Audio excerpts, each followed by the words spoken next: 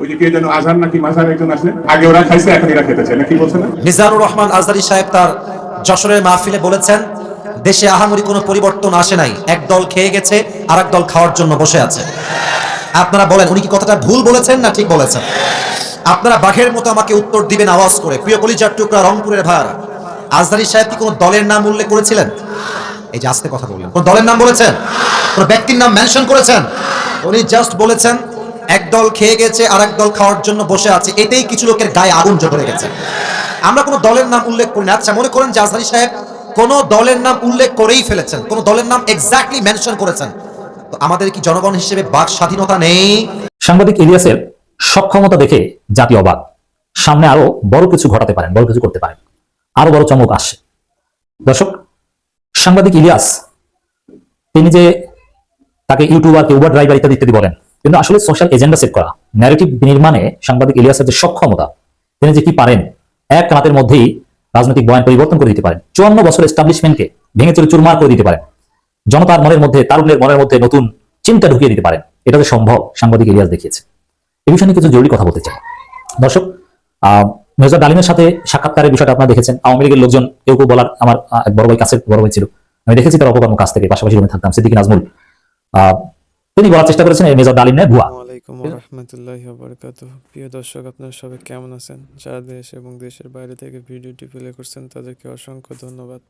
প্রিয় দর্শক, আজকে আপনাদের মাঝে নতুন একটা ভিডিও নিয়ে আসলাম। বাংলাদেশের প্রেক্ষাপটে কিছু গুরুত্বপূর্ণ রিসার্চ করে ভিডিও নিয়ে আসছি।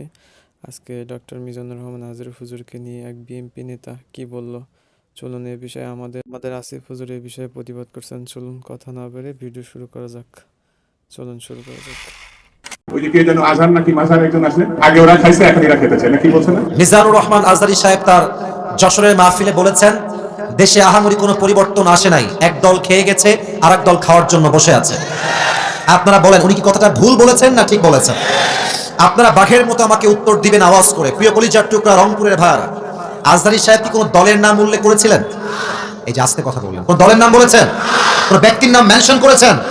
উনি জাস্ট বলেছেন এক দল খেয়ে গেছে আর এক দল খাওয়ার জন্য বসে আছে, এতেই কিছু লোকের গায়ে আগুন জ্বলে গেছে। আমরা কোনো দলের নাম উল্লেখ করি না। আচ্ছা, মনে করেন যে আজহারী সাহেব কোন দলের নাম উল্লেখ করেই ফেলেছেন, কোন দলের নাম এক্স্যাক্টলি মেনশন করেছেন, তো আমাদের কি জনগণ হিসেবে বাক স্বাধীনতা নেই? বলেন সবাই, আছে না নাই? যদি আমাদের বাক স্বাধীনতা কেউ কাটতে চায়, তাদেরকে আওয়ামী লীগের ইতিহাস মনে রাখতে হবে। যুবক ভাই আমার, তো আমি দেখলাম একজন নেতা, তার নামটা আমি জাস্ট বলেই ফেলছি, ছোট্ট নাম বলছি, দুদু সাহেব। উনি বললেন কোথাকার কোন আজহারি মাঝহারি মিয়া, আজহারি কি মাঝহারি? এটা কি আপনাদের সস্তা মনে হয়? আজহারি এটা হচ্ছে বাংলাদেশের ব্র্যান্ডের নাম। যুবক ভাই আমার, আচ্ছা আপনি বলেন, এই যে একজন নেতা, দলের নেতা একজন আলেমকে বলছে আজহারি মাঝহারি কোথাকার কে, এটাই প্রমাণ যে সে মানুষটা শিক্ষিত হতে পারে না। একজন শিক্ষিত মানুষ আলেমকে কথা বলবে পরিপূর্ণ শ্রদ্ধার সাথে, সম্মানের সাথে। রংপুরের ভাই আমার, আচ্ছা আপনি আমাকে বুঝায় বলেন, মনে করেন যে আজহারী সাহেব কোনো একটা কথা ভুলই বলেছেন, আমরা কারো অন্ধভক্ত নই, আমরা অন্ধভক্ত নই, ভুল হলে ভুল, ঠিক আছে, আপনি দ্বিমত পোষণ করবেন, এটার তো একটা আদব আছে, এটা সম্মান আছে। আপনি বলবেন যে আমাদের সকলের প্রিয় মিজানুর রহমান আজহারী সাহেব কথা বলেছেন, আমার মনে হয় ব্যাপারটা এরকম না হয়, এরকম হলে আরো ভালো হতো। আপনি রেসপেক্ট দিয়ে বলেন। আপনি যখন আজহারীকে মাঝহারি বলে গালি দেন, কলিজার টুকরা চোখ দিয়ে রক্তক্ষরণ শুরু হয়ে যায়। যুবক ভাই, তবে হ্যাঁ, একজন বললেন যে আজহারী সাহেবকে, আসেন আপনি রাজনীতির নাম লেখা, আপনি রাজনীতি করেন, আপনি ওই দলে যান সেই দলে যান, যশোরের মাহফিল আপনার ইউটিউবে আজকে সার্চ দিবেন, জুম করবেন যশোরের মাহফিলটা, ড্রোন ফুটেজ বা পেছনের ফুটেজ দেখবেন, যত মাহফিলে অডিয়েন্স এসেছে 95 ভাগ যুবক ভাইরা সেই মাহফিলে এসেছিল। তো সবাই কি জামাত ইসলাম? তারা সবাই কি শিবির নাকি? তারা মিয়া, ঘোল খাওয়াই লাভ নাই, এইসব ঘোল আর বাংলার মানুষ খাবে না। যুবক ভাই, জামাত ইসলাম নয়, বিএনপির লোকটাও আজহারীকে কলিজা থেকে ভালোবাসে। যুবক ভাইরা, ওই যে যশোরের মাহফিল, আওয়ামী লীগও ছিল, বিএনপিও ছিল, যুবকও ছিল, মায়েরাও ছিল, বোনেরাও ছিল। অতএব আমাদের ভালোবাসা দলের জন্য নয়, জামাতের জন্য নয়, কোনো ব্যক্তির জন্য নয়, আমাদের ভালোবাসা একমাত্র কোরআনের ভালোবাসা, একমাত্র আল্লাহর জন্য ভালোবাসা। এটা আচ্ছা, যেই দলগুলো এভাবে আজহারীকে কটাক্ষ করছেন, এই যে 20 লাখ মানুষের সামনে কটাক্ষ করলেন, ওখানে কি সবাই আজহারীর ভক্ত না? তো আপনি যে গালিটা দিলেন, যার বুকে আপনি আঘাত দিলেন, আচ্ছা ভাবেন যে আজহারী সাহেবকে আমি ভালোবাসি, কথার কথা, তো আমার ভালোবাসার মানুষকে যে গালি দিবে, আমি কি তাকে আর ভোট দিব নাকি? কথা বলেন, ভোট দিব নাকি? আপনি আমাকে সম্মান করবেন, আমার ভালোবাসার মানুষকে সম্মান করবেন, আপনাকে আমি স্যালুট জানাবো। যুবক ভাই, আছে কিনা বলেন? মেহেরবানি করে দলাদলি করবেন না। স্বৈরাচার বিদায় নিয়েছে, ওই চ্যাপ্টার ক্লোজ। আগামীর দেশ হবে ইসলামের বাংলাদেশ, কোরআনের বাংলাদেশ। কেউ যদি রুখে দিতে চান, মনে রাখবেন, ইসলামকে যারাই রুখতে এসেছে কেউ রুখতে পারে নাই, তারা মাটির নিচে মিশে ধূলিসাৎ হয়ে মেচাকার হয়ে গিয়েছে। আল্লাহ প্রত্যেকটা মানুষকে কথাগুলো বোঝা এবং আমল করার তৌফিক দান করুক, পড়েন সবাই আমিন। দেশটা কি পরাধীন না স্বাধীন? এই দেশ স্বাধীন কারা করেছে? কলিজার টুকরা যুবক ভাইরা বুকের তাজা রক্তের মাধ্যমে দেশটাকে স্বাধীন করেছে। আচ্ছা, আপনারা আমার দুই হাত দেখেন তো, একটা নাম জিজ্ঞেস করতে চাই সবার কাছে। একজন যুবক দুই হাত এমনি পেতে গুলির সামনে বুক পেতে দিয়েছিল, ওই যুবকটার নাম কি? বাসা কোন বিভাগে? রংপুর বিভাগে বাসা। এটা মাথায় রাখতে হবে, রংপুরের সন্তানরা বিড়ালের বাচ্চা নয়, সব সিংহের বাচ্চাগুলো আমার সামনে বসে আছে। শহীদ আবু সাঈদ যখন বুকের তাজা রক্ত দিয়েছে, তখন এই দেশের দ্বিতীয় স্বাধীনতার সূচনা শুরু হয়েছে।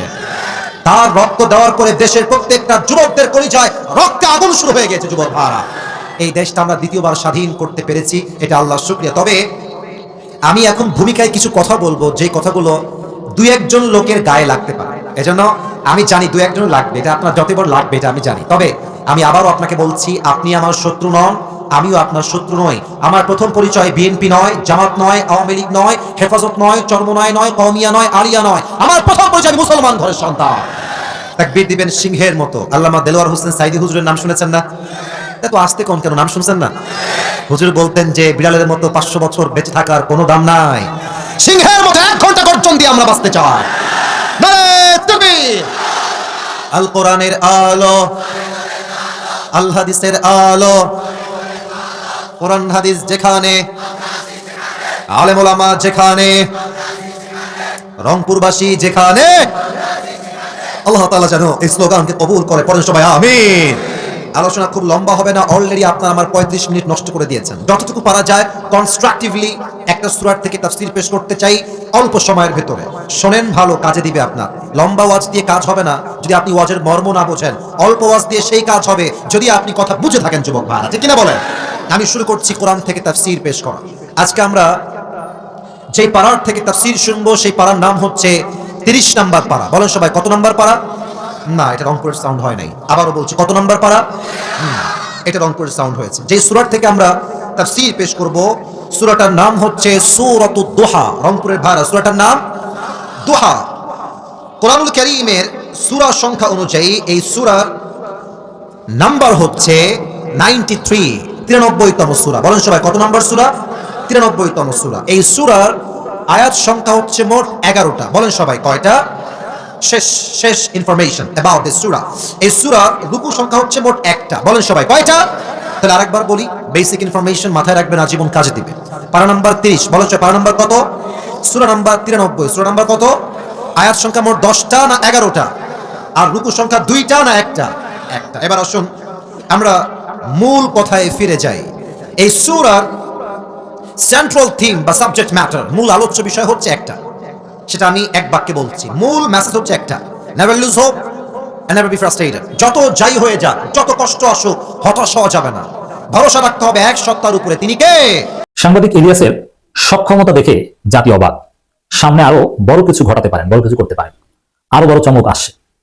দর্শক, সাংবাদিক ইলিয়াস তিনি যে তাকে ইউটিউবারকে উবার ড্রাইভার ইত্যাদি ইত্যাদি বলেন, কিন্তু আসলে সোশ্যাল এজেন্ডা সেট করা, ন্যারেটিভ নির্মাণে সাংবাদিক ইলিয়াসের যে সক্ষমতা, তিনি যে কি পারেন, এক রাতের মধ্যেই রাজনৈতিক বয়ান পরিবর্তন করে দিতে পারেন, 54 বছর এস্টাবলিশমেন্টকে ভেঙে চুরে চুরমার করে দিতে পারেন, জনতার মনের মধ্যে, তারুণ্যের মনের মধ্যে নতুন চিন্তা ঢুকিয়ে দিতে পারেন। এটা যে সম্ভব সাংবাদিক ইলিয়াস দেখিয়েছে। এই বিষয়ে কিছু জরুরি কথা বলতে চাই। দর্শক, মেজর ডালিমের সাথে সাক্ষাৎকারের বিষয়টা আপনারা দেখেছেন। আওয়ামী লীগের লোকজন কেউ কেউ বলার, আমার এক বড় ভাই, কাছের বড় ভাই ছিল, আমি দেখেছি তার অপকর্ম কাছ থেকে, পাশাপাশি রুমে থাকতাম, সিদ্দিকী নাজমুল, তিনি বলার চেষ্টা করেছেন এই মেজর ডালিম নেয় ভুয়া। কিন্তু দেখেন, কেউ বিশ্বাস করছে না। সবাই টল করছে নাজমুলকে, সবাই ইলিয়াসের কথা বিশ্বাস করছে। যে রোমান সম্পর্কে যা বলেছে জনগণ বিশ্বাস করেছে। মানে মুক্তিযুদ্ধ শহীদদের সংখ্যা, অমুক অমুক, এই ন্যারেটিভ গুলো নিয়ে যে মিথ ছিল, এগুলো সব ভেঙে গিয়েছে। তরুণ প্রজন্ম এখন নতুন ভাবে ভাবছে এবং সোসাইটিতে, মিডিয়ায়, পত্রিকায়, চায়ের দোকানে, আড্ডাখানে, অফিস আদালতে, সব জায়গায়, ফ্রেন্ড সার্কেলের মধ্যে, রাজনৈতিক দলের অফিসে মেজর ডালিম, মুক্তিযুদ্ধ, 75, ইলিয়াস, এগুলো নিয়ে আলোচনা। ইলিয়াস কি পারেন? এক রাতে ইলিয়াস দেখিয়ে দিয়েছে। হয়তো ইলিয়াস সামনে আরো কিছু পারবেন। অতএব বিএনপি যদি বাঁচতে চান, বাংলাদেশে যদি রাজনীতি করতে চান, আমি বলবো যে মুক্তিযুদ্ধ ব্যবসা ছাড়েন, ভারতের দালালি ছাড়েন। নইলে এক ইলিয়াস আপনাদেরকে খেয়ে দিবে। আপনাদের নেতাকর্মীদের তো খেয়ে দিতে পারবেন, আপনাদের বয়ান খেয়ে দিবে। রাজনীতি করতে হলে আগে আপনার একটা বয়ান লাগবে। সেই বয়ানের উপর ভিত্তি করে আপনি প্র্যাকটিস করবেন। আপনার যদি ন্যারেটিভই না থাকে, আপনার যদি থিওরি না থাকে, আপনি কি করবেন? জনগণের সামনে দাঁড়ানোর জন্য তো আপনার বয়ান দরকার। আপনাদের যে বিএনপির যে মুক্তিযুদ্ধ ব্যবসার রাজনীতির বয়ান, সেটা ইলিয়াস খেয়ে দিয়েছে। ইলিয়াসের সক্ষমতা ইউটিউবের জগতে রেকর্ড ঘটিয়েছেন লাইভ স্ট্রিমিং এর, এটা আমি বাদ দিলাম। 54 বছরের মিথ ভেঙে দিয়েছেন এবং বাংলাদেশের অধিকাংশ মানুষ নতুন ভাবে চিন্তা করছে, আউট অফ বক্স এখন চিন্তা করছে। মুক্তিযুদ্ধ বা এগুলোকে যেভাবে দেখতে এখন সেভাবে দেখছে না, ভারতীয় ষড়যন্ত্র তত্ত্ব দিয়ে দেখছে এবং অনেক কিছু ফ্যাক্ট, অনেক কিছু হাইপোথিসিস এগুলো দেখছে, সাধ্য হতে মানুষ বিশ্বাস করছে। হয়তো ইলিয়াস কি পারে দেখিয়ে দিয়েছে। আমি কিছু কথা বলি, সামনে ইলিয়াস কি করবে? ইলিয়াস বিএনপির বা ভারতের দালাল, অনেক বড় বড় নেতা, ভারতের দালালি যেই করবেন, যদি জামাতের উপর নেতা করেন তার রাজনীতি নাই করে দেবেন। প্রমাণ সহ ইলিয়াস উপস্থাপন করবেন কে কোথায় ভারতের দালালি করে, কার সাথে সে কথা বলেছে, কার সাথে কোন জায়গা থেকে টাকার লেনদেন করেছে, কোন রেস্টুরেন্টে কার সাথে কোন জায়গায় গোপন মিটিং করেছে, ইলিয়াসের কাছে সব তথ্য যাচ্ছে। এবং দেখেন ইলিয়াসের আগের যে সক্ষমতা ছিল ইন্টেলিজেন্স রিপোর্ট বের করা বা গোপন তথ্য বের করা, এখন আরো বেশি পারবেন, কারণ ইলিয়াসের ক্রেডিবিলিটি বেড়ে গিয়েছে। এবং ইলিয়াস চাইলে বলশেবিক ট্রুথের মাধ্যমে বিএনপির অনেক হেভিওয়েট নেতার রাজনীতি খেয়ে দিতে পারেন। কিভাবে? বলশেবিক ট্রুথ হচ্ছে আপনি 9টা সত্য বলবেন, তার মধ্যে একটা মিথ্যা ঢুকিয়ে দিবেন, এমন ভাবে জনগণটা ধরতে পারবেন, ওটাকে সত্য বলে চালিয়ে দিবে। ইলিয়াসের ক্রেডিবিলিটি এস্টাবলিশ হয়ে গিয়েছে। ইলিয়াস চাইলে মিথ্যা কথা বলেও গুজব ছড়িয়ে বিএনপির অনেকের রাজনীতি একেবারে নাই করে দিতে পারে, কিন্তু ইলিয়াস সেই কাজ করে না। এখন কিন্তু ইলিয়াসের পিনাকি ভট্টাচার্যের অনেক প্রেডিকশন ভুল হয়েছে। প্রেডিকশন ভুল হওয়া এটা কোনো গুজব নয়, প্রেডিকশন ভুল হওয়া এটা রিসার্চ ম্যাথোডলজিতে এই লিমিটেশন স্বীকার করা হয়, এটা হতেই পারে। তো দর্শক, ইলিয়াস সাহেব গুজব ছড়াবেন না, গুজব ছড়াননি। ফ্যাক্ট, হ্যাঁ কিছু কিছু অ্যানালাইসিস আছে যেগুলো সত্য হয়নি, কিছু কিছু প্রেডিকশন আছে যেগুলো সত্য নাও হতে পারে, কিন্তু ফ্যাক্ট যেগুলো এগুলো তো আপনি অস্বীকার করতে পারবেন না। হাসিনা ক্ষমতায় থাকতেই ইলিয়াসের লিঙ্কের মাধ্যমে অনেক অসম্ভবকে সম্ভব করেছেন, অনেক অবাক করা তথ্য বের করেছেন, ইন্টেলিজেন্স রিপোর্ট বের করেছেন। এখন তো হাসিনা ক্ষমতায় নেই, এখন ইলিয়াসদের হাত যে কত দূর সামনে অনেকে টের পাবেন, অনেকে রাজনীতি নাই করে দিবে। অতএব জামাত করেন আর বিএনপি করেন, ভারতের প্রতি সিম্প্যাথেটিক হবেন, উল্টাপাল্টা কাজ করবেন, সাবধান হয়ে যান যে ইলিয়াস আছে। আমি যতটুকু জানতে পেরেছি প্রত্যেক মাসে ইলিয়াস জাতিকে একটা নাড়া দিবেন। এই 54 বছরে মিট ভেঙে দিয়েছেন মেজর ডালিমকে এনে, সামনে এরকম আরো অনেক চমক দেখবেন, তোল পা তৈরি করে দেবেন ইলিয়াস রাজনীতি। নির্বাচনের আগে আর অনেক কিছু দেখবেন। অতএব আগামী দিনের রাজনীতি হবে জনগণের রাজনীতি, সততার রাজনীতি, ধান্দাবাজি রাজনীতি চলবে না। এই ধান্দাবাজি রাজনীতিগুলো মুখোশ উন্মোচন করে দিবেন সাংবাদিক ইলিয়াসরা। ইলিয়াসের মাধ্যমে ধান্দাবাজদের মুখোশ উন্মোচন হবে, নির্বাচনে প্রার্থী হবে উল্টাপাল্টা লোক, বিএনপির লোকজন এই যে নমিনেশন বাণিজ্য অমুক তমুক করবেন, টাকা পয়সা দিয়ে কমিটি নেওয়ার চেষ্টা করবেন, সব ফাঁস হয়ে যাবে। ইলিয়াস, পিনাকি, মাহমুদুর রহমান এরা আগামী দিনের জাতির সত্য মিথ্যা, ধান্দাবাজি এবং দেশপ্রেমিক রাজনীতির গতি প্রকৃতি নির্ধারণ করবেন। Wait and see. প্রিয় দর্শক, পুরো ভিডিও দেখার জন্য অসংখ্য ধন্যবাদ। মিজানুর রহমান আজহারী হুজুরের জন্য সবাই দোয়া করবেন। আর ভিডিওটি যদি ভালো লাগে অবশ্যই লাইক কমেন্ট শেয়ার করে আমাদের সাথেই থাকবেন। আর এরকম ভালো ভালো নতুন নতুন ভিডিও পেতে আমাদের চ্যানেলটি সাবস্ক্রাইব করে আমাদের সাথে থাকুন। সবাই ভালো থাকুন, সুস্থ থাকুন, আল্লাহ হাফেজ।